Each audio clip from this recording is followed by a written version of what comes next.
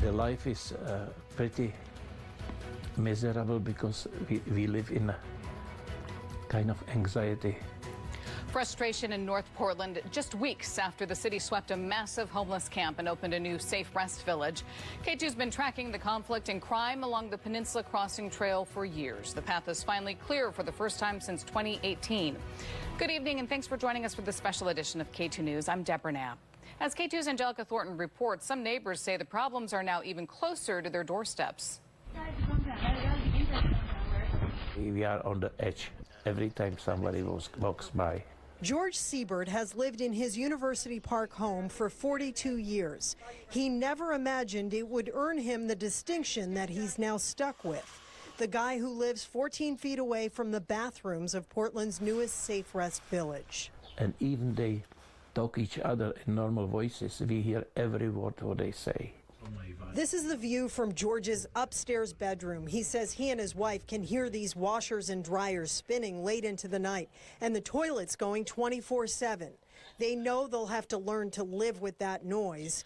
It's the problems out front that are really stressing them out. Take that.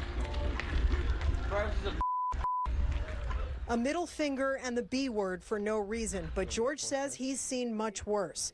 People doing drugs on his property, stealing his water, screaming and fighting on their way to or from the safe rest village. Every time there is a commotion, we jump to the windows and looking at our cars if they are not getting broken in.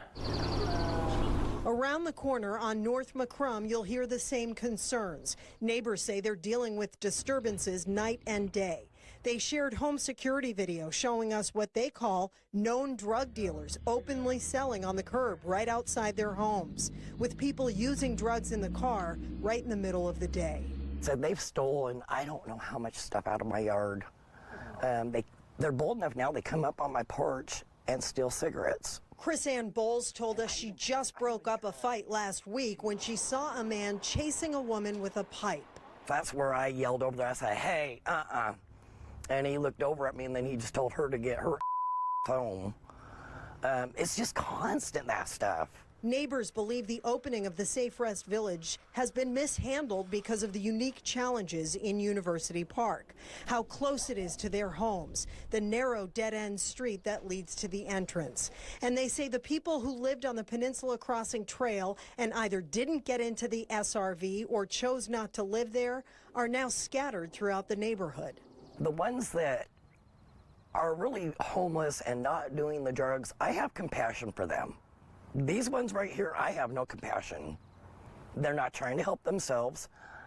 I've called the cops. Cops don't do nothing, right? What can they do? K2 asked city officials for an on-camera interview. A spokeswoman sent us an email telling us they've been talking with neighbors and are aware of the concerns. She said they're, quote, working actively with other bureaus and partners, including Urban Alchemy, to address current and ongoing needs.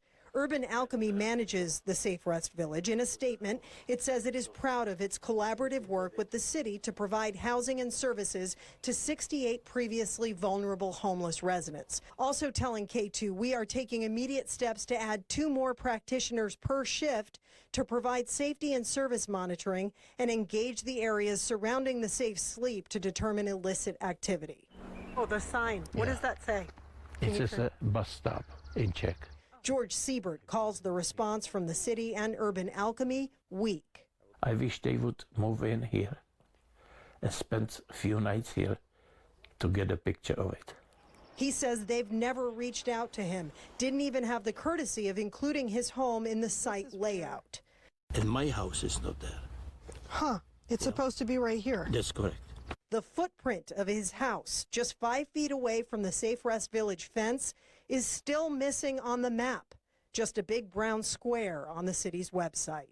In Portland, Angelica Thornton, K2 News. Neighbors tell K2 they are still working on a good neighbor agreement with the city. Our news partner, Willamette Week, is reporting none of the city's Safe Rest villages has finalized a good neighbor agreement. There are several sticking points, including background checks for people who move into the villages.